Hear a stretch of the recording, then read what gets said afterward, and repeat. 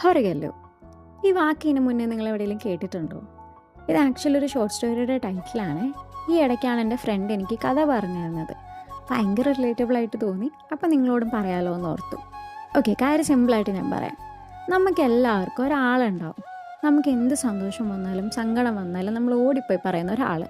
ചില സമയത്ത് നമുക്ക് അവരുടെ മറുപടി വേണമെന്നില്ല, അല്ലെങ്കിൽ അതിനകത്ത് അഭിപ്രായം വേണമെന്നില്ല. അതായത് ചില സമയത്ത് ഞാൻ എൻ്റെ ഫ്രണ്ട്സിനോട് പറയാറുണ്ട്, എടി നീ ഇത് കേട്ടിരുന്നാൽ മതി, നീ അതിനകത്ത് അഭിപ്രായം പറയാൻ വേണ്ട, അല്ലെങ്കിൽ അതിനകത്തൊന്നും പറയാൻ പറയണ്ട, വെറുതെ കേട്ടിരുന്നാൽ മതി.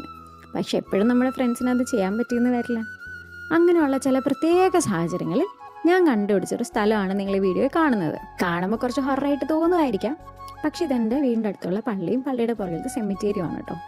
ഈ കാണുന്നത് സോളമനും പിന്നെ ഈ കാണാൻ പോകുന്നത് അലക്സിച്ചായനും ഭാര്യയാണ്. സോളമൻ എന്ന് ഞാൻ വിളിക്കണ പേരാട്ടോ. സോളമൻ്റെ ശരിക്കുള്ള പേര് കിങ് റിച്ചാ മൂന്നാമൻ എന്നാണ്.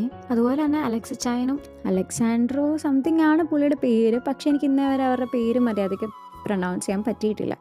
അതുകൊണ്ട് തന്നെ നമുക്ക് അലക്സിച്ചായനും ഭാര്യ എന്നും പറയാം. ഇവിടെ വന്നിരിക്കുമ്പം കിട്ടുന്നൊരു പീസ്ഫുൾനെസ് അത് ഭയങ്കരമാണ്. സ്പ്രിംഗ് ഒക്കെ ആയി കഴിയുമ്പോൾ ഇവിടെ നിറച്ച് പൂക്കളൊക്കെ ഉണ്ടാവും. ഇവിടെ ആരും നമ്മളെ ശല്യപ്പെടുത്താൻ വരില്ല.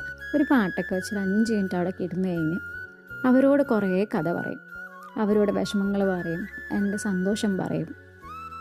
ഇവർക്ക് പ്രത്യേകിച്ച് ഒന്നും തിരിച്ചു പറയാൻ പറ്റത്തില്ല. അതുകൊണ്ട് തന്നെ നമ്മൾ കേട്ടിരിക്കാൻ ഒരാളുണ്ടെന്ന് പോയി എന്നാൽ ആരോട്ട് തിരിച്ച് പറയത്തുമില്ല. ഇപ്പം മനസ്സിലായോ? ഇവരാണ് എൻ്റെ ഹൊറഗാലു. ഇനി നിങ്ങൾ നിങ്ങളുടെ ഹൊറഗാലുവിനെ കമൻറ്റിൽ മെൻഷൻ ചെയ്യാൻ മറക്കല്ലേ. ഇനി നിങ്ങൾ പോയി കഥയൊന്ന് വായിച്ച് നോക്ക്. Okay, tata, by.